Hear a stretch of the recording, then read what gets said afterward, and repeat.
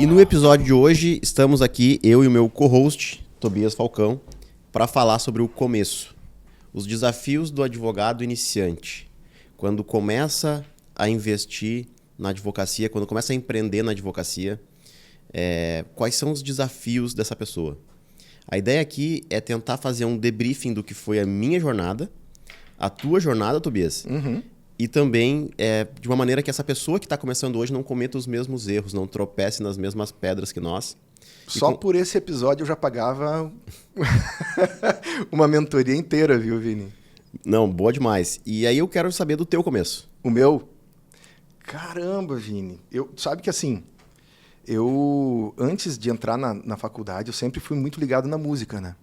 E trabalhava com publicidade, jingles e tal. Tinha uma produtora de áudio, trabalhava com isso. Pensei, poxa, maravilha, como é que eu vou juntar o direito com essa área da publicidade? Sempre foi uma dúvida, né? Um caminho que eu busquei na própria faculdade. Enfim, cheguei num ponto em que eu percebi que a propriedade intelectual, o direito autoral, o direito da criação era um dos pontos-chave para mim, né? Porque a criação eu acho que está ligado a tudo, está ligado ao empreendedorismo, está ligado a tudo que existe no mundo, na verdade. Né? O que aconteceu depois que eu saí da faculdade? Eu fui formado para trabalhar em escritório, assim como todo advogado. A gente sai engessado da faculdade. A gente sai preparado para ser um número, um cara que ganha 1.500, 2.500, a depender do cargo, 3.000, isso está ótimo, 6.000, sênior, 6.000. Puf, estourou, pá, sou advogado sênior do escritório, ganho 6.000. Beleza, é para isso que a faculdade nos forma. Acontece que saí com essa mentalidade, saí com medo da OAB. Tu te formou em que ano? Me formei em 11, 12, por aí. Né? E aí saí para ser advogado de escritório. Então, durante muito tempo, eu via as pessoas, os advogados, os grandes advogados, pô, cara, como é que esse cara tem esse carrão e, puxa, não sabe nada de direito, converso com ele e não sabe nada, o que acontece, né?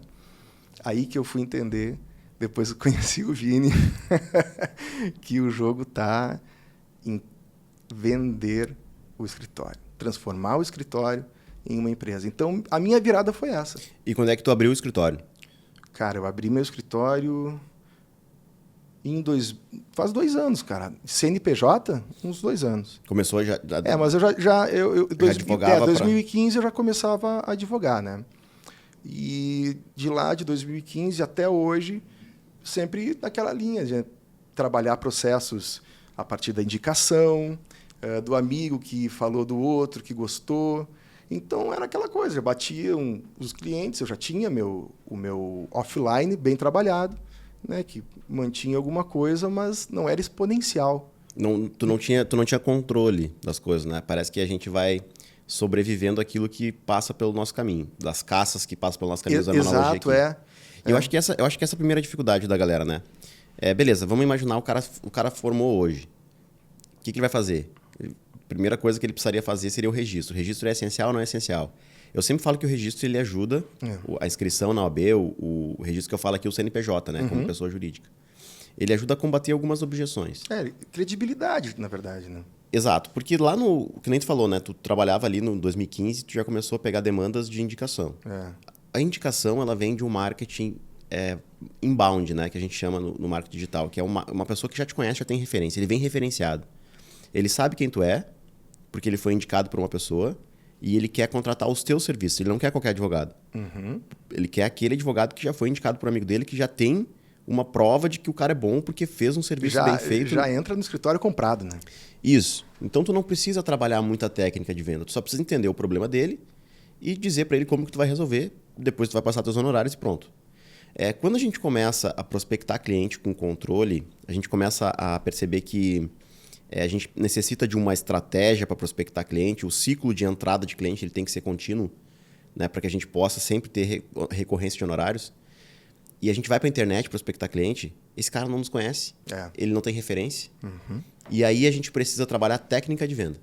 Né? E aí tem aquele tabu da técnica de venda, que as pessoas sempre dizem, né? Tu está tentando enganar a pessoa fazendo com que ela compre. Pelo contrário. Exatamente. Na verdade, tu está mostrando que tu é a pessoa mais adequada mais preparada para resolver aquele problema que ela te procurou, já existindo. O problema é pré-existente. Exato. Até porque a gente também pode negar o cliente. E acontece diariamente comigo. Diversos clientes que me procuram, eu digo, tchê, não tem muito o que fazer contigo, cara. Te indico fazer outra coisa, mas não procurar um advogado no teu caso. Lá no nosso funil de venda no WhatsApp, a gente tem mensagens programadas e automatizadas para enviar para o cliente. Tem mensagem de dispensa de cliente. Sim. Porque a gente tem que partir do pressuposto que aquela régua é o benefício do cliente. Né? Eu vou prospectar em massa, mas pensando sempre, será que eu consigo entregar um benefício para essa pessoa? E o advogado que está começando, ele até tem essa visão. Eu vou te dizer que o advogado que se forma agora, entra no mercado digital agora, ele já vem alinhado com isso aí, de fábrica.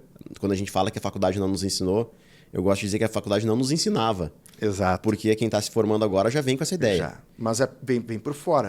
Eu não sei como é que está o conteúdo programático das faculdades. Não, sim. Ele absorve por osmose naquele ambiente que ele... exatamente. Porque está vendo que o colega dele está ganhando dinheiro com a advocacia e ele não. Antes de se formar, muitas vezes. Exatamente. Eu conheço um cara que... Mas isso lá em 2012, 2013 fazia isso. Então, assim, a verdade é que tem gente também que nasce com esse tino comercial, com esse tino das relações. E tem gente que não. Tem gente que desenvolve, assim como eu. Eu sempre fui um cara muito mais voltado para a linha técnica, para se preocupar com ações muito mais específicas, mais complexas, que tu tinha que pensar. Como eu falei lá antes, eu tinha que pensar, tinha que criar, tinha que montar linhas estratégicas e tal. E eu acho maravilhoso isso, a depender do tipo de processo que ele vai pegar. Então, hoje eu estou muito preparado para pegar processos de alta complexidade. Mas é importante que, para que eu pegue esses processos de alta complexidade, eu tenha tranquilidade suficiente para poder pensar, para poder criar, e não esteja num emaranhado de loucura, né, que eu não vou conseguir suprir e entregar a qualidade que o meu cliente precisa. E, cara, tem um elemento financeiro. É isso aí. Tu fala da complexidade, com brilho no olho, tu gosta daquilo que tu faz, só que tem que comer. Exato. Né? E aí é uma linha de corte muito grande, pelo seguinte, as pessoas que se formam e decidem advogar por vocação, elas têm a intenção de trabalhar com aquilo que gostam. E tá tudo certo, é lindo isso. Só que se elas não têm um resultado financeiro num período determinado de tempo, elas acabam tendo que ir para o mercado, trabalhar como empregado ou associado de um escritório, ou às vezes prestar concurso público. E aí o prejuízo a longo prazo ele é muito maior. Porque essa pessoa deixa de fazer aquilo que gostava para que se formou, para ir para uma outra profissão, sendo que existe uma solução para isso. Qual que é a solução? Tu tá recém-formado, tu precisa advogar. Qual é o primeiro pensamento que a pessoa tem? Vou pegar o que aparecer aqui. É a primeira oportunidade. Para pagar minhas contas. E aí eu acho que tá o primeiro erro. Cara, nesse momento tu tem que assumir o controle. Nesse momento tu tem que pensar assim, beleza, o que eu vou vender? Se posicionar como empreendedor. Isso. Dos produtos que tem à minha disposição, qual deles me traz o melhor benefício financeiro no menor espaço de tempo, que é o que eu preciso agora? Então, tu olhar com olhos racionais, tu olhar com objetividade, assim, não tentar se livrar da emoção de escolher uma área porque gosta. Isso aí a gente vai resolver ele na frente. O que a gente tem que salvar agora é evitar que tu acabe se direcionando para o mercado como um seletista, ou como um concursado, ou como um associado. Beleza, como é que eu vou faturar grana aqui no curto prazo para me manter e para me dar tempo de receber honorários naquilo que eu gosto de fazer, como o Tobias falou aqui, do brilho no olho, com brilho no olho. Gosto de trabalhar com ações complexas, porque ele gosta de desafio, ele gosta de pesquisar, ele gosta de investigar, ele gosta de desenvolver as teses dele. Beleza, mas se tu fizer isso sem dinheiro no bolso... Não tem como, porque tu não vai ter tranquilidade, tu vai estar ali emaranhado naquela coisa, puxa, eu preciso de dinheiro, preciso comer. E aí tu não vai dar atenção que aquele processo precisa. A tranquilidade que a alta complexidade necessita. E aí que eu acho que entra os nichos de sustentação. Por isso eu queria saber, Vini, como é que tu começou? Porque compreender essa linha histórica de tipo, poxa, o cara saiu da faculdade e hoje tem um escritório que rende, sei lá, 300k mês. Cara, a minha história ela começou de trás para frente, né? Eu não sei nem se eu recomendo as pessoas a ouvir o que eu vou dizer agora. Mas eu comecei a advogar antes de me formar, tá? Na verdade, eu não advogava. Eu fiz parte de uma sociedade. A minha via é até hoje. Hoje eu sou advogado, né? Tenho escritório e tudo mais. Mas eu não advogo. Eu não faço petição, eu não vou no foro, eu não falo com o cliente. Lá quando eu comecei o escritório, eu também era assim. Eu era muito comercial. E aí eu fiz parte de uma sociedade lá em 2012. Eu já vinha de um período desde 2007. 2007 até 2011, eu trabalhei num escritório e aprendi algumas coisas. E lá em 2012 eu resolvi empreender dentro do meu próprio escritório. Fizemos uma sociedade, eu e outro colega, que era mais velho que eu na época, e nós demos início ao escritório. Então, assim, faltava 5 anos para me formar ainda, né? Eu saí de casa, tinha 18 anos, meus pais não tinham condições de pagar minha faculdade, eu tinha que trabalhar para pagar minha faculdade, então foi uma fase bem difícil. Em 2018 eu tive uma briga com meu pai. Ele não tinha condições financeiras de arcar com as contas da casa, porque ele era roseiro antes, né? Uhum. Nós morávamos lá fora. Ele quebrou na lavoura, a gente foi pra cidade. E aí ele não contribuía financeiramente. Minha mãe que sustentava eu e meus 2 irmãos. Vini, eu fico te imaginando na fazenda, laçando. Cara, eu gosto. Meu sonho de vida é voltar pra lá. Pô, então. Aposentado. Tá fácil isso já, né? Tá quase. Falta um pouquinho ainda. E daí? Aí, cara, a gente veio pra cidade, eu resolvi, desde gurizinho, ser advogado, me inscrevi na faculdade de Direito, e minha mãe chegou pra mim e falou, não vou conseguir pagar a tua faculdade. Te forma na URGS. A URGS é a nossa federal aqui. E eu não tenho a menor condição de passar na URGS. Eu sempre falo que eu sou um sujeito muito limitado, intelectualmente. Eu não consigo estudar para passar num concurso, porque eu não tenho capacidade para isso. Então, beleza, fui trabalhar, fazer estágio para pagar minha faculdade. Como minha bolsa de estágio era baixa, demorou muito tempo para me formar. Ainda que eu comecei depois a trabalhar no escritório, 2007 até 2011, comecei a ganhar um pouco mais ainda como assistente jurídico, e aí eu aprendi algumas coisas no escritório. Em 2012 eu resolvi abrir. E aí, cara, ainda que eu já tivesse uma mentalidade mais alinhada para essa questão do empreendedorismo, quando eu abri o escritório, naquela época, em 2012, não tinha como prospectar online, era na unha, tu tinha que ir atrás dos clientes, indicação mesmo, não tinha pouco controle, e tu tinha uma questão que era, tu era obrigado a ter uma sala. Tu era obrigado a ter um espaço físico, tu era obrigado a pagar conta de luz, de internet, tu era obrigado a ter ali condomínio, aluguel. Então, assim, eu tinha o meu aluguel da minha vida, da minha casa, que eu tinha que pagar. Eu tinha que pagar também o aluguel do escritório e muitas vezes eu tinha que ajudar minha mãe e meu pai.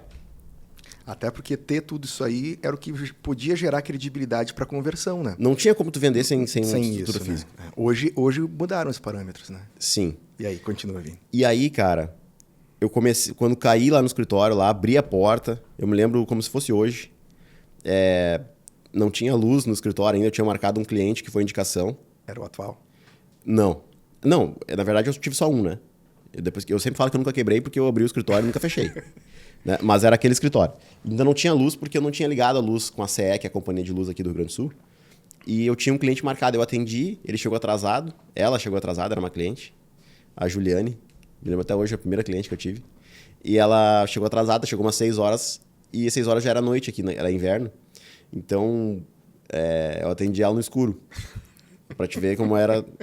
E aí eu comecei a atender o que aparecia, porque realmente na ocasião não tinha outra opção. Converteu? Converti, não. Ela chegou do inbound, né? Chegou indicada. E por acaso não tinha um cenário de guerra, meio que de sequestro, nada assim? Do cativeiro. Do cativeiro. Não, eu já tinha ali... Cara, como é que era a minha sala, né? Era uma sala quadrada e tinha uma mesa. Era uma sala de uns 30 metros quadrados, tinha uma mesa e tinha um armáriozinho. Era tudo que tinha na sala. Então tu falava, dava eco na sala. Mas beleza. Aí comecei a trabalhar em 2012. E, cara, 2012 até 2018 foi bem complicado. Porque eu não tinha esse controle que hoje é possível ter. Naquela época não era possível ter. Uhum. Tu não tinha como prospectar cliente. A OAB vedava anúncios. Não tinha como fazer anúncio em rádio. Até fiz uma época mesmo com a vedação da OAB. Porque naquele momento ali eu não tinha como sobreviver de outra forma. E foi quando começou a engrenar. Só que eu comecei a cometer um erro grave, que é prospectar para o produto errado. Prospectava para o que vinha, né? Às vezes até para ações que não tinham horários no êxito. E aí quando eu rompi minha segunda sociedade, essa primeira eu rompi em 2014, abri o escritório em 2012 e rompi em 2014. E aí comecei a trabalhar sozinho, contratei uma advogada para assinar os meus processos. Depois final de 2015, eu fiz uma segunda sociedade com um colega meu de faculdade, que era um grande amigo meu. Depois ele trouxe a esposa dele para ser sócio também. E aí as coisas não começaram a não dar certo, cara, porque sociedade é aquilo. Ela funciona até tu perceber que tu tá fazendo mais do que o outro. Sim. Quando tu faz mais do que o outro e divide a grana igual, já nasce aquela pedrinha no sapato ali que já não fica confortável. E aquilo ali foi me deixando muito desconfortável a ponto de um dia fatídico, era semana entre Natal e Ano Novo, eu tinha que pagar a folha de janeiro de 2018. Isso aí, 2018. E eles foram pra Punta, que é uma praia do Uruguai, bem conhecida. E aí eles foram pra Punta e eu fiquei lá trabalhando. E aí eu vi as publicações deles no Facebook enquanto tava lá. Com raivinha. E ali acabou. Ali te deu, poxa. Ali eu já tinha me formado, já tava com a minha OAB na mão, me formei em 2017. Já tava com a minha OAB na mão, eu falei, cara, não preciso mais de ninguém, vou trabalhar sozinho. E aí eu comuniquei eles a dissolução, a gente fez um acordo, um arranjo que envolvia eles escolherem dentro da nossa carteira de processo, que já era grande naquela época. Eles poderiam escolher. Eles escolheram os processos que eles quiseram. Então, todos os processos que tinha, por exemplo, tem honorários de 10 mil para entrar, tem honorários de... Eles pegaram todos os filés. Tu tava muito afim mesmo de acabar com a sociedade. Tipo... Eu falei para eles, cara, vou acabar com a sociedade, não tem grana para te pagar, mas o que tu quiser aqui, tu quer ficar com a estrutura, eu saio. Tu quer ficar com os processos, eu saio. Tu quer ficar com a estrutura e com os processos? Cara, isso aí. A gente tem que entender qual é que é o nosso valor dentro do negócio. Cara, eu sabia que o escritório era eu. Isso. Eu sabia que onde quer que eu fosse, eu ia funcionar, entendeu? Isso aí. Aí eles pegaram, daí eles decidiram, não, eu vou fazer o seguinte, tu fica com os processos aí, eu vou pegar só alguns e tu fica com a estrutura. Daí eles pegaram só o filé. E aí eu fiquei com um monte de abacaxi. Sim. E aí, beleza, começou janeiro de 2018, eu com aquele monte de processo podre em cima da mesa, e eu pensei, cara, eu vou me fuder aqui. Aí tu tava só no operacional, Vini, naquela época, ou o que tu fazia mais? Não, nessa época eu já tava no digital. Tá. Eu comecei no digital em 2016. Em 2016 a gente fechou um contrato com um cliente. E esse cliente não tinha dinheiro para pagar. E só que ele era web designer. E ele falou assim, eu te pago os honorários desse processo com um site, eu faço um site para ti. Demais. E eu falei, caralho, só porque eu já imaginava que o mercado ia passar pela internet. E eu falei, não, era tudo que eu precisava. Mas você não via o movimento, não tinha ainda a clareza do movimento que é hoje, né? Não, era engatinhando, era site. Era um site institucional, aquela coisa engessada, Isso. com as abinhas, né? Já tinha uma empresa que era Rock Content, que ela gerava conteúdo. Isso, e essa empresa, eu tinha feito uma reunião com eles e eles me contaram que o futuro ia passar pelo conteúdo. E o conteúdo ia ser distribuído principalmente em blog e vídeo. Naquela época, lá em 2015, isso eu acho. Cara. 2015, 2016. Aí eu falei, cara, eu vou fazer um site e vou fazer um blog. E eu vou escrever sobre a única coisa que eu sei fazer. Naquela época que eu trabalhava no escritório, lá de 2007 a 2011, eu trabalhava com revisão de contrato e defesa de busca e apreensão. E eu fiz aquilo lá durante muito tempo. Então eu era muito bom naquilo lá. E aí eu peguei, vou escrever sobre busca e apreensão. Bem nichado. E comecei a escrever no blog sobre busca e apreensão. O site que esse meu cliente fez, cara, era muito ruim. Ele demorava uns 5 minutos para abrir, eu acho. Puxa. Mas tinha um blogzinho ali. E eu comecei a escrever sobre busca e apreensão. Como ninguém falava especificamente sobre isso, ranqueou no Google. Ele começou organicamente, começou a distribuir meu conteúdo no Brasil inteiro. E um dia começou a tocar meu telefone do escritório. Tinha um contato no site, a galera ligava. E eu, opa, onde é que tá vindo essas pessoas? Daí eu comecei a perguntar, não, eu vi teu blog e tal. E aí eu comecei a fechar contrato, cara. Pra fazer defesa de busca e apreensão. No orgânico. No orgânico, velho. E tava dando movimento. Foi aí que eu comecei a ver dinheiro pela primeira vez na minha vida. Que começou a entrar grana com recorrência no escritório. Todo dia tinha dinheiro. E esse produto, defesa de busca e apreensão, eu podia cobrar no começo. Porque é como se fosse um caso criminal. Pensa lá, o cliente foi preso, ele precisa de alguém fazer o habeas dele. Se ele não pagar no início, o cara nem faz o habeas. A defesa de busca e apreensão é a mesma coisa, o carro foi apreendido. Para fazer. A depender hoje, né, do tamanho do teu escritório, da tua estrutura, tu vai. Né? Mas para quem tá começando, não dá. Não tem como. Exatamente.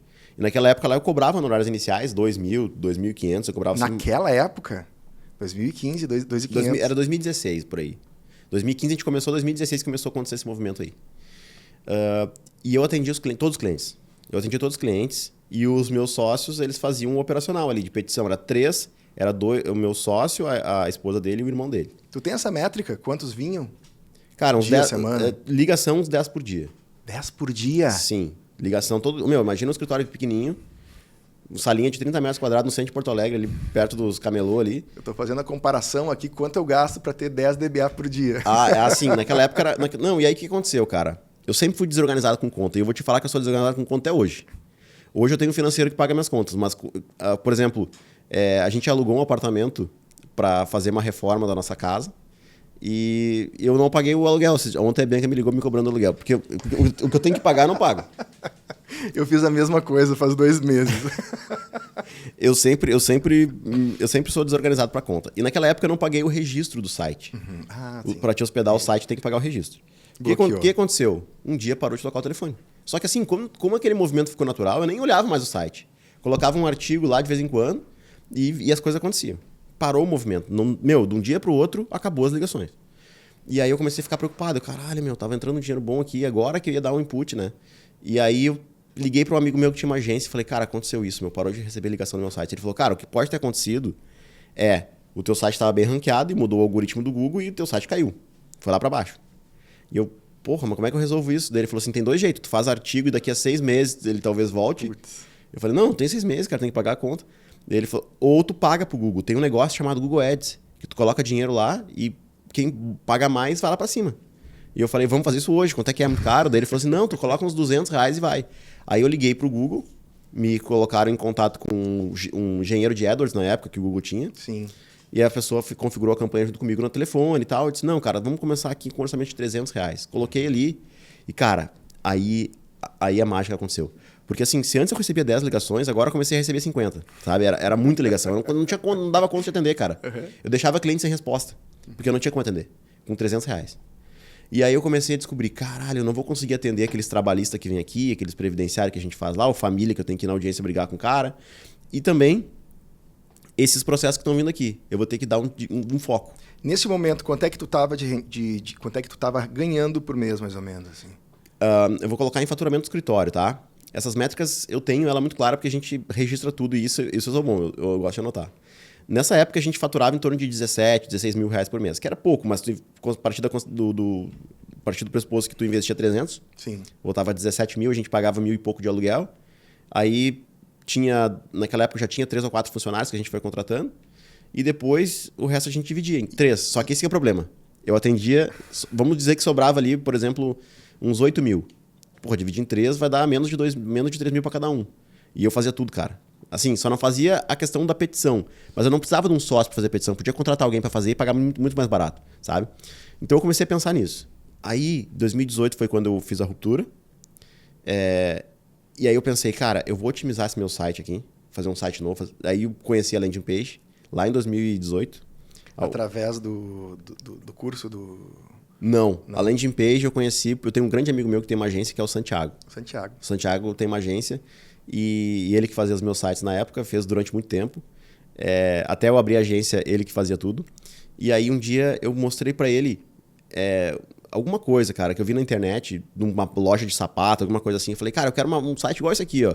Ele falou, isso não é site, isso é landing page. Eu falei, então eu quero uma landing page. E ele fez uma landing page para mim da busca e apreensão.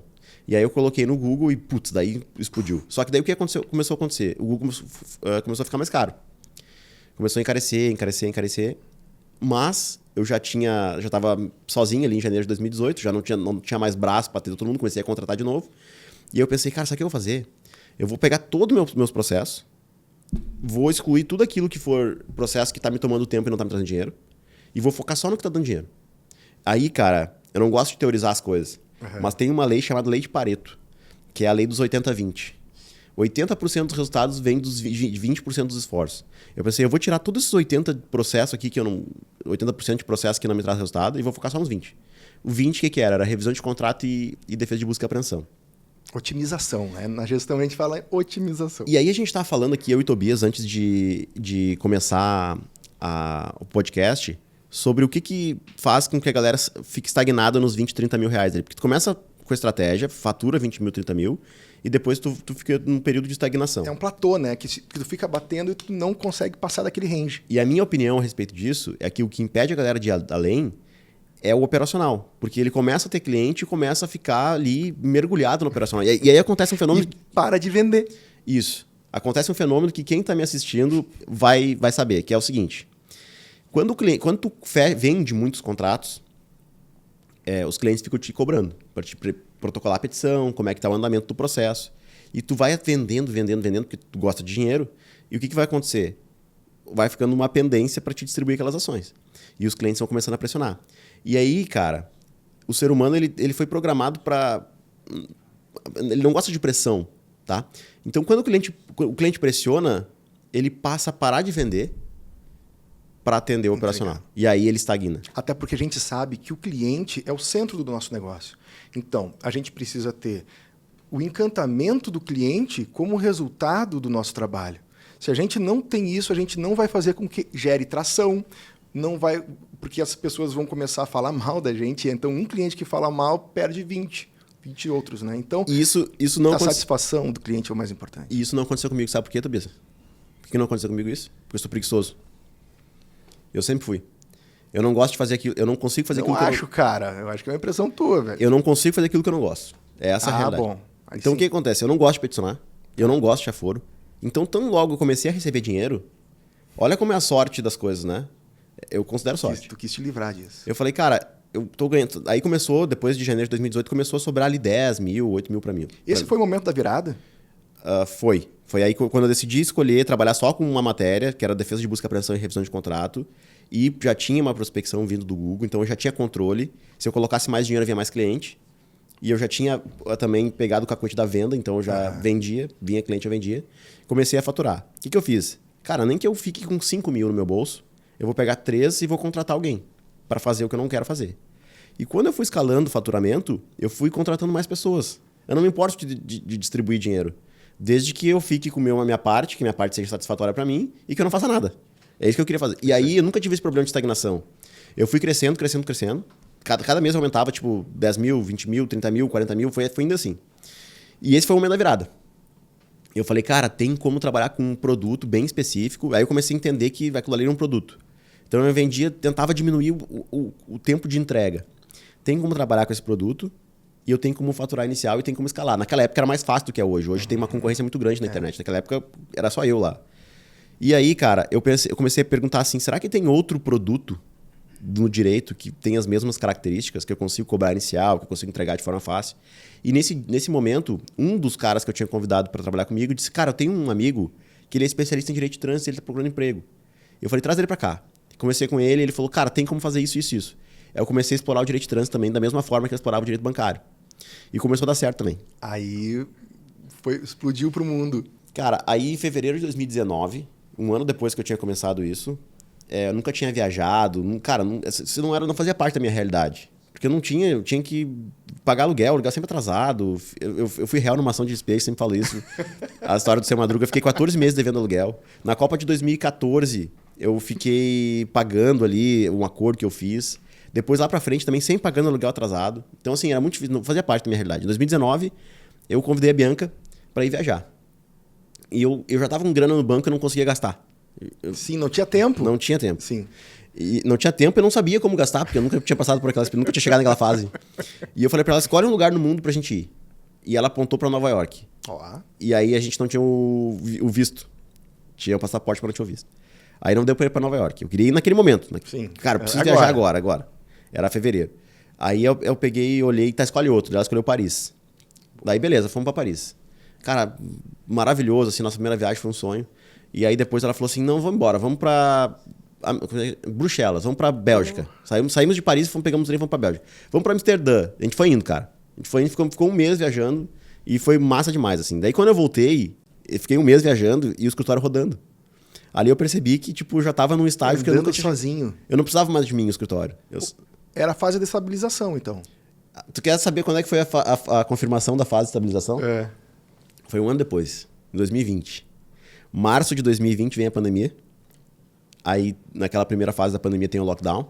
Ninguém sai de casa, Sim. Ninguém trabalha. E eu queria trocar de carro. E eu tava com o dinheiro explodindo. Eu tinha um Civic. Eu comprei um Civic Zero. Meu primeiro carro foi um Civic Zero. Tu tinha... Não era mais o Vectra, né? 96. Não. Eu fiquei um tempo sem carro. Não, tô brincando. Eu fiquei um tempo sem carro. Depois eu comprei um Paliozinho, 2011, que eu adorava. E aí depois, cara... Eu tive uma Montana, comprei uma Montana depois. Eu comprei um Civic Zero. O primeiro carro zero que eu comprei foi um Civic. O G10, o Touring, mais top que tinha, eu fui lá e comprei à vista. E aí, beleza, mas eu queria trocar o carro. E aí, só que veio a pandemia, né, cara? Que ninguém sabe como é que vai ser o cenário. Só que o meu negócio começou a bombar demais pela pandemia. Porque eu já vendia no online, entendeu? Eu tava posicionado, por sorte de novo, no momento certo, no lugar certo. E aí começou a entrar dinheiro que nem água. E eu falei, cara, eu vou comprar um carro. Aí eu convidei a Bianca para ir procurar carro. Fui na BMW, olhei uma série 3, tinha recém lançado a série 3. Eu falei que eu vou comprar essa série 3. Era 270 mil. Na volta, eu passei no cash, claro. Sim. Porque é troco, né? Na volta, eu passei na frente da Ford. Passei na frente da Ford e eu vi o Mustang. E aí eu falei, caralho, vamos ver quanto é que tá o Mustang. Vou lá comprar um Mustang e contratar o vendedor da Mustang. O Mustang custava 330, era 60 mil mais caro que a BMW. Só que era muito mais legal. E eu falei, cara, eu vou comprar. Aí eu entrei na loja da Ford. Esse foi o momento que eu confirmei a estabilização ali, que eu percebi, assim, um momento bem emblemático, um momento marcante pra mim. Entrei na loja, eu e a Bianca.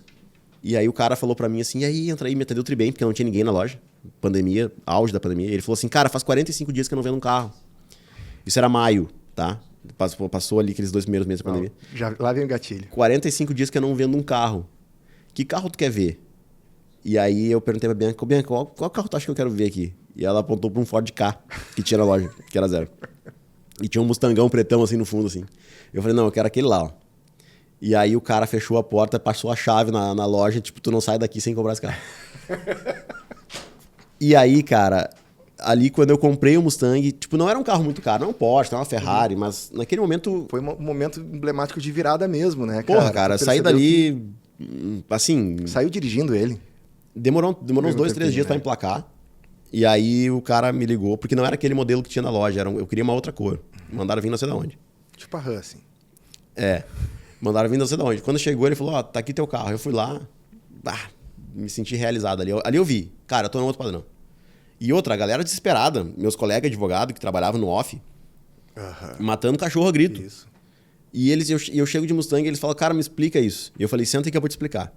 Cara, tu tá trabalhando com o quê? Aí eu sempre falo trabalhista, o pessoal acha que eu não gosto de trabalhista. Eu gosto, pessoal, eu não tenho nada contra trabalhista. Pode trabalhar com o que tu quiser. A questão é, tu tem que ter uma recorrência inicial se tu não tem ainda. Se tu já tem ciclo de dinheiro entrando, por exemplo, das trabalhistas que tu entrou há 3 anos atrás, já está entrando hoje, tudo bem, tu pode investir em tráfego para prospectar mais clientes até tornar cíclico ali. O problema é o cara que está começando e não tem grana. Exato. E aí ele escolhe um produto que não paga inicial.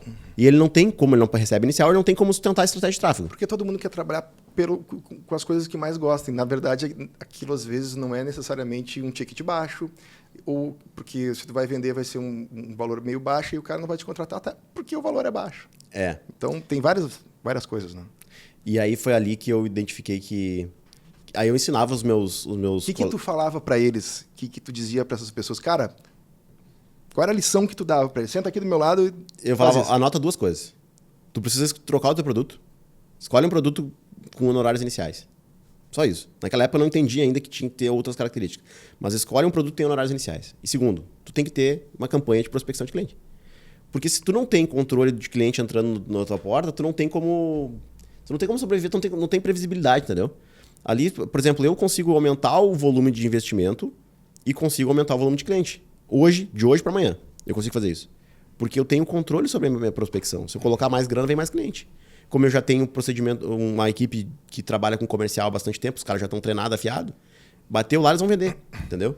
Então, eu falava para os meus amigos, né? Cara, escolhe, muda de produto e coloca tua energia onde rende. E aí eu comecei a seguir alguns empreendedores da advocacia no Instagram e eu via que ninguém falava disso, cara. Ninguém falava disso, eu falava assim, como é que pode? É uma coisa mais óbvia do mundo. Os caras falavam em precificação, falavam em gestão, sabe? Mas ninguém falava do óbvio. Sim. Pô, o cara que tá começando, ele precisa injetar grana agora, cara. E outra, se essa galera tivesse falado isso antes, eles iam ajudar muito mais gente. Claro. E aí o que acontece? A gente começa a ver um movimento natural de pessoas vindo pro digital, usando o Google Ads, só que usando muito para produto errado ainda. E isso encareceu os leads. Então ficou cada vez mais difícil, né? Mas eu digo que é o único jeito de fazer isso dar certo. E aí eu convido a galera que está nos assistindo a fazer uma reflexão, né? Tu investiu 150 mil na faculdade, falo isso sempre que eu pego o microfone, e tu investiu 5 anos da tua vida nisso. Cara, se tu pegar 10 mil, vamos botar 15, tá? 15, que é 10% do valor que tu investiu na faculdade, e se tu pegar um ano, que é 20% do tempo que tu investiu na faculdade, e investir esses 15 mil nesse um ano, tu vai ter daqui a um ano uma realidade completamente diferente da tua. Só que a galera não tem um ano.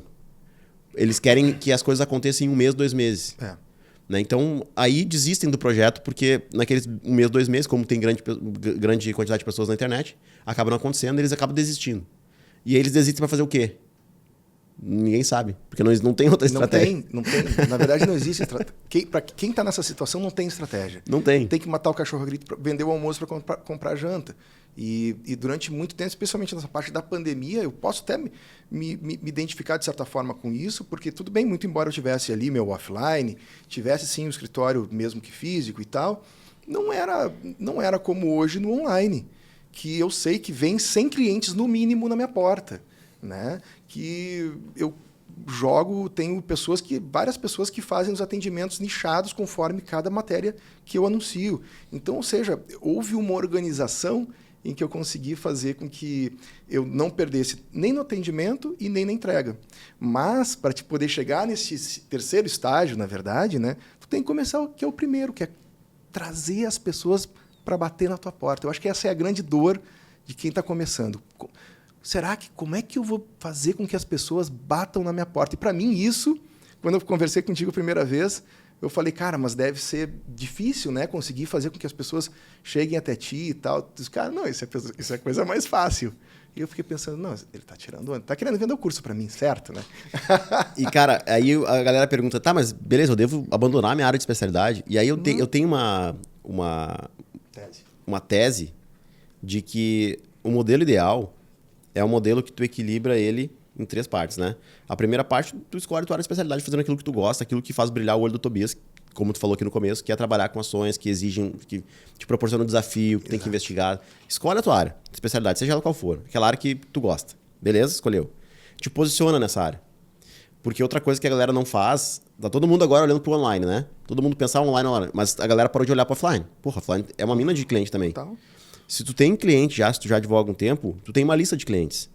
Né? Então, tu tem que pegar e trabalhar aquela lista para fomentar negócio dentro dela. Para fomentar indicações, novas contratações. Porque o cara já vem comprado. Exato. Então, o que tu faz? Tu te posiciona.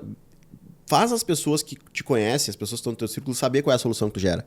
Porque se elas precisarem de ti, elas vão te contratar. E se elas souberem alguém que precisa, elas vão te indicar. Exato. Então, beleza. Primeira coisa, escolheu a área de especialidade, te posiciona. Vai lá nas tuas redes sociais e diz, sou advogado que resolve tal coisa. Coloca ali uma foto corporativa, beleza. Faz isso, te posiciona. Depois disso, pensa na questão da entrada de caixa no teu escritório. Tu precisa de nichos, tu precisa colocar produtos ali, ainda que seja dentro da tua área.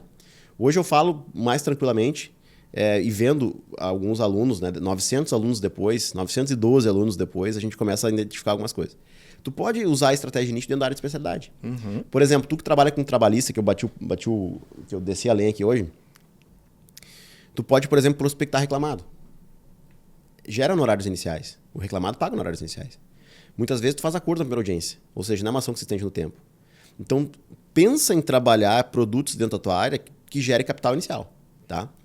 Então, beleza, escolheu nichos. Definiu a área de especialidade, te posicionou. Os nichos tu não te posiciona. Tu não mistura com a tua área de especialidade. Às vezes, né? Não aparece porque senão tu contamina a tua especialidade. Exato, a especialidade vende. Uhum. Ó, eu só faço isso. Se for operar o teu joelho, tu vai procurar um médico que só opera joelho. Esse cara é o melhor que tem, porque ele só faz isso. Então a especialidade vende. Então, quando tu te especializa numa área, tu não te posiciona em nicho. Por exemplo, se tu te especializou em trabalho, mas tu quer explorar um nicho dentro do direito de saúde, tu não vai misturar as coisas. Tá? O direito de saúde tu vai prospectar em Google, em Facebook, com campanha de Dark Post, sem misturar com a tua imagem dentro do teu Instagram de especialista em direito trabalhista. Uhum. Depois, tu faz parceria, cara. Por que a parceria é importante? Porque aqueles clientes que tu tem na tua base do offline e aqueles clientes que estão entrando na tua base através do online, eles vão ter outros problemas que tu não resolve. Só que tu não resolve, mas tu sabe quem resolve. Então, tu vai pegar essas pessoas que tu sabe que resolve, vai fazer parceria, e todo aquele cliente que chegar procurando uma solução que tu não resolve, tu vai passar pro teu parceiro e vai reter honorários. Então, tu acaba criando uma estrutura que tu ganha em todos os lados. Esse é o modelo ideal. Isso aí, é o modelo. Tá? E aí outra coisa, Tobias, que os caras falam, né? Tá, é o modelo ideal, mas começa por onde? Cara, aí eu pensei, né? Como isso não tem no mercado, pensei isso lá em 2021, tá? Como isso não tem no mercado, eu vou criar uma mentoria. Ensinando essa estratégia. Começa por onde? Começa pelo nicho, que é o que vai te dar o dinheiro inicial. Uhum. Depois te posiciona. E dentro desse network que tu faz, conhecendo os advogados, tu vai fazer parcerias com advogados de diferentes áreas, tá? Então nós temos essa mentoria. E essa mentoria ela é muito completa, porque a gente vai falar sobre a escolha de nicho, quais os produtos, de lado da mentoria tem os produtos, né? Alguns produtos disponíveis, a gente vai te ensinar também a procurar. Como tu escolher a tua área de especialidade com critério objetivo. Segundo, como fazer parceria, modelos de todos os documentos que tu precisa. Então, a gente tem essa questão estratégica. Nós temos a questão também do tráfego, do marketing, como tu vai atrair o cliente. Então, tudo isso passo a passo para o cara pegar e aplicar. Tu pega na mão da pessoa, né? Cara, a gente tentou trazer a mentoria mais completa possível para isso. Pensando na pessoa que se formou agora e não tem nunca teve contato com o processo. Pensando na pessoa que já está advogando há muito tempo, mas está estagnado ali, numa faixa de renda baixa. Então, assim, tem dificuldade de lidar com a internet, não tem conhecimento de marketing. Então, a gente pensou em fazer tudo isso passo a passo para que a pessoa consiga. Sim. Dando um suporte, inclusive. E até tu estava comentando ali. Tu entrega como a pessoa se posicionar, fazer a landing page, fazer o cadastro na OAB. Tudo. Como entregar, né? Desde o desenho do logo, a escolha da nomenclatura do escritório, passando pela escrituração da OAB, na OAB do escritório, né? Se ela pode se escriturar. A Avenida não tem como fazer o registro do CNPJ porque eu trabalho em outro escritório e tudo mais. Tem uma história muito interessante sobre essa tua aula, viu? Eu estava pedindo para a minha agência de publicidade fazer o meu logo novo, né, do escritório, e eles me apresentaram, né, aqueles logos que tu disse que não era para fazer. Como não fazer? Daí eu, né, conversando com eles numa outra reunião de alinhamento, expliquei, não, acho que vocês poderiam ir por essa linha e tal, mas pensando na tua aula que tu deste sobre o logotipo do curso. Eu acho que faz todo sentido, concordo totalmente com o que tu disse na aula. Aí eles não vieram com... Cara, não vieram com o logo que eu tinha pedido. Cara, faz o seguinte, assiste essa aula aqui e depois a gente conversa, pode ser? Aí eles vieram com um logo top. Ou seja... Tu ensinou os publicitários, cara, ali a fazer o logo. E aí, na própria aula que eu falo isso lá no curso, eu digo, né? Olha, pessoal, eu não sou designer, eu não entendo nada de logo, tá? Mas o que eu fiz? É o fundamento. Cara, quando eu vou fazer qualquer coisa na minha vida, eu vou modelar quem tá lá em cima. O que eu fiz? Eu peguei a revista, aquela Análise Advogado 500, né? Análise da Advocacia, e peguei os 15 maiores escritórios do Brasil, tá? E aí eu fui identificar o logo deles. Peguei o logo deles, coloquei um do lado do outro e falei, qual é o padrão aqui? E aí eu comecei a identificar padrões. E aí eu falo lá, ó, todos eles têm uma simetricidade, eles são simétricos, são quadrados, ou não tem uma ponta puxada e outra, não, é tudo meio simétrico. Todos eles têm, não tem elementos adicionais, então não tem ponto, não tem espada, não tem temes, não, é só o logo. A maior parte deles tem siglas, então as siglas do escritório ali no logo, ou o nome dos sócios, sobrenome, né? E aí comecei a entender que as cores também eram cores mais discretas, ou se fossem cores mais fortes, eram uma parte pequena do logo. Tinha padrões ali, então eu modelei eles. Eu vi que tinha um modelo bem semelhante entre todos eles e um modelo completamente diferente, que é os advogados iniciantes colocam lá a espadinha, a balança. Né? E eu vi, cara, não é por aqui, é por aqui. Aí eu comecei a modelar e comecei a aplicar. Eu entendi que aquilo ali trazia uma taxa de conversão maior.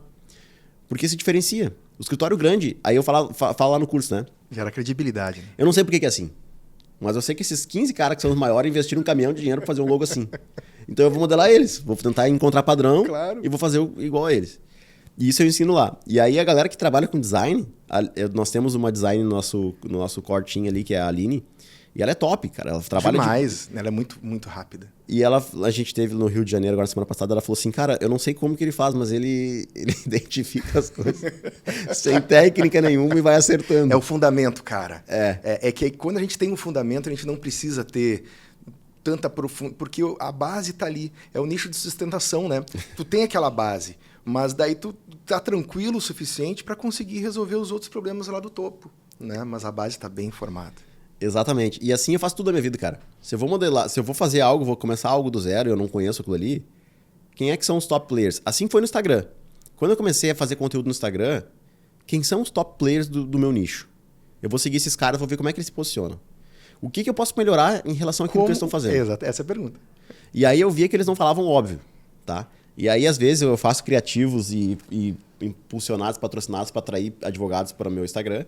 E eles colocam lá, mas isso que é óbvio. Eu falei, sim, por que tu não faz? Porque o óbvio precisa ser dito e o que a gente não está querendo dizer também precisa ser dito, sim, né? Sim. E aí, então, lá tem essa questão do logo, tem da nomenclatura, tem registro da OAB, né? Tu não precisa registrar, mas tudo que tu fizer vai acrescentar na tua estrutura. Tem a definição da área de especialidade, a definição dos nichos, tem os nichos lá dentro, com todos os modelos, videoaula explicando tudo isso. Tem a parte de gestão também, que é importante. E tem uma parte que é muito importante, além do tráfego, da prospecção. Uma coisa é tu atrair o cliente para a tua estrutura. A outra coisa é tu vender para ele. Isso. Um cliente que não te conhece. Então tem lá dentro da mentoria também um treinamento avançado de atendimento. Para treinar o cara, para preparar ele para atender esse cara que ele não conhece. Né? Então, assim, é bem completo. Inclusive, a gente está abrindo a turma 4 da mentoria agora no dia 23 de janeiro. Eu não sei se a galera está ouvindo esse podcast antes do dia 23 ou depois. Se está ouvindo antes, vai ter um link aqui embaixo que tu vai poder entrar lá para te inscrever para o evento da mentoria. Se tu tá vendo depois, vai ter um link aqui embaixo também com uma lista de espera para a próxima turma. Então, eu acho que essa parte de iniciar, ela é bem difícil. E a carreira do advogado ela é complicada, ela é bem difícil mesmo. Só que se tu segue um método, tem uma possibilidade maior de dar certo. Eu sou T3. T2. T2, perdão. Eu sou T2 e T3, tá? Sabe saber. Eu sei. Tu tá no grupo da T3, né? Também. E é o seguinte, cara. A verdade é que a minha grande dor era não ter a certeza que o cliente ia bater na minha porta. Hoje eu tenho essa certeza. Tenho a previsibilidade. Sei quantas pessoas vão bater na minha porta. Isso, para mim, era impensável há um tempo atrás. Então, é muito fácil que as pessoas cheguem. Mas como é que eu consegui isso? Porque ali no curso me dizia que se eu fizer tal e tal atividade, eu vou conseguir fazer isso. Aí o Vini pegava na minha mão ali e dizia, tu vai fazer aqui, tu vai apertar em tal botãozinho, tu vai escrever não sei o quê e o cliente vai bater na tua porta. Segue o que está escrito ali, só segue o que está escrito. O que está dito, o que está sendo ensinado, o que está sendo mostrado. Vai dar certo. Segue que vai funcionar. É um método. Então, tu aplica a prospecção, tu aplica a venda e tu aplica a entrega. Ou seja, a gente vai ter ali um conteúdo de satisfação recorrente numa roda em que os teus clientes vão continuar na tua carteira, eternamente tu vai ter eles e diariamente tu vai ter outros novos. E para fechar, quem é que ensina a fazer isso, velho? Para fechar, eu falo aqui de duas coisas. Primeiro, o começo do advogado ele pode ser simplificado se tu escolher um produto e tu escolher uma forma de atrair cliente. E hoje tem essas duas coisas à disposição. Produto, tem que me seguir no Instagram lá para ver os produtos que eu indico, é o nicho de sustentação. E hoje essa estratégia, e aí vem um ponto muito legal que eu gosto de falar sempre, cara, não é arrogância, não é nada. É que a gente fica, quando a gente concebe alguma coisa, aos nossos olhos aquilo é muito legal. Mas como é que será que as pessoas vão enxergar aquilo? Será que faz sentido aquilo que eu estou falando? E aí quando a gente vê os maiores players do nosso nicho copiando isso, a gente pensa, cara, isso que eu falo faz sentido. Total. Né? Então, assim, tu quer saber como escolher produto, quais produtos tem disponíveis, segue o Vini lá no Instagram, lá, é @viniciusnunes.adv. E se tu quiser saber como prospectar clientes, tu tem a internet hoje à tua disposição, Google, Facebook, YouTube, e eu também falo disso lá no meu Instagram. Então, é mais fácil, é mais rápido, né, seguir o rapazinho aqui, né, e através do curso vai muito rápido. Claro, tu vai conseguir também a partir do conteúdo gratuito. Sozinho que é muito consegue. Bom. Sozinho consegue, tá? Mas é mais rápido se tu, enfim, participar dos programas. Mas agora me diz uma coisa, Vini. A gente falou da história, falou da virada e tal, mas hoje, como é que está o escritório do Vini hoje? Já que a gente está se encaminhando também aqui para o final do podcast. Cara, hoje eu fiz um post no Instagram lá dizendo que esse ano nós batemos recorde de faturamento. Nosso faturamento gira em torno de 300 mil, né? A gente meio que estagnou nessa fase. E estagnou porque eu tenho uma dificuldade de entrega. Eu tenho uma equipe grande, então tem muita rotatividade. E como eu tenho outros negócios também, acaba que eu não consigo dedicar atenção para treinamento de equipe e tudo mais para poder escalar mais. Mas nosso faturamento ali gira em torno de 300 mil. E aí esse ano nós batemos recorde de faturamento, comigo contribuindo 5% para isso. Porque o ano de 2022 foi um ano de desafios, porque eu tive que dedicar boa parte da minha atenção para essas mentorias. E eu acabei deixando o escritório um pouco de lado. E aí veio a grata surpresa. Aquela galera que eu tinha escolhido para trabalhar comigo, que nos anos anteriores chegava para mim e falava assim, Vini, cara, vamos implementar tal coisa, que tive uma ideia, vamos implementar tal coisa. Eu falei, não, a ideia não é boa. Não falava isso, mas pensava. Deixa assim como tá bom, tá rodando bem. E aí, quando eu passo a não estar ali no escritório diariamente, eles começam a implementar. Eles me pedem autorização e eu falo, tá, cara, já que eu não tô lá, vai. E aí eu vejo que começa a dar certo. Então eu contratei pessoas melhores do que eu para cada função. Exato, ali. É e agora, por sorte também, a minha vida é muito pautada pela sorte. Eu falo que eu não sou gênio, né? Por sorte, acabou que eu deleguei essas funções para eles, autorizei eles a fazer aquilo que eles tinham pensado e deu muito certo. Então, assim, tivemos recorde de faturamento, comigo contribuindo 5% esse ano no escritório. E isso para mim é muito bom, porque eu, como preguiçoso que sou, que falei lá no começo, não gosto de trabalhar. E hoje, só o que eu faço no escritório é assinar documentos. Né? E eu estou tentando ver uma solução para isso também. para eu não ter que fazer isso. Existe o token, cara. Tem, né? Pô. Cara, e para a gente se encaminhar para o final aqui, 30 segundos para te concluir o assunto, o começo. Vini, o começo, ele é a coisa, é o momento mais difícil, na verdade. Eu acho que o mais dolorido é tu dar o primeiro passo pro escuro, né? Mas a partir do momento que tu vai com medo, cara. Vai com medo e te mantém. Cara, não tá dando certo, não interessa, dá certo se tu te manter. Vai lá. Cara, mas eu tô no prejuízo. Bota no rotativo, vai dar certo. Acredita que vai dar certo. Agora, se tu for acreditando que não vai dar certo mesmo, nem vai. Não dá o primeiro passo, porque não vai dar certo, realmente. Quando tu acreditar, cara, vai dar certo, vai dar certo. Passei um período da minha vida mais focado com isso e, obviamente, tive que dar um passo para trás para poder dar 5 para frente. Então é isso. Acredita que vai dar certo. E para ti, Vini? Para mim, eu sempre falo do sustenta a posição, né? Sustenta a posição. Sempre que tu começar um projeto novo, ele vai demorar para amadurecer e vai demorar para gerar frutos. Se tu fica pulando de projeto em projeto, ele nunca dá frutos, né? Então, assim, desenha bem o que vai ser o teu projeto, o que vai ser o teu 2023, já que a gente está gravando esse podcast no início do ano. E, cara, sustenta a posição. Eu sustentei a posição durante 6 anos. Em 2012... Tu ganhou sempre? Sempre ganhou? Não, eu fui começar a ter resultado depois dos 5 anos e pouco, mas assim, o resultado mesmo depois de 6 anos. Eu fiz um post no Facebook, cara, em 2012, perguntando por que Deus tinha contra mim naquela época. Eu tentei procurar agora pra repostar isso. Eu falei, cara, Deus, por que tu manda tanta bucha pra mim? Eu me lembro que teve uma vez, cara, só pra finalizar aqui, que eu cheguei em casa depois de um dia desgraçado, sabe aquele dia que dá tudo errado? Sei. E eu falei assim, eu fui a pé pra casa e falei assim, cara, só o que eu vou fazer agora é chegar em casa e tomar um banho. Cheguei, a luz estava cortada, não tinha nem chuveiro, cara. Então, assim, deitei no chão e chorei, porque eu falei, cara, que merda, uma hora você vai ter que parar. Mas eu sustentei a posição, não desisti. Sim. Fiquei ali por mais 6 anos até que as coisas começaram a dar certo. Não aceitou nenhum edital de concurso, né? Não. Então, pra fechar, cara, quero dizer pra galera, pra sustentar a posição, confia no teu plano, confia em si mesmo e vai até dar certo. Esse foi o Advogado 20cast e a gente volta no próximo episódio.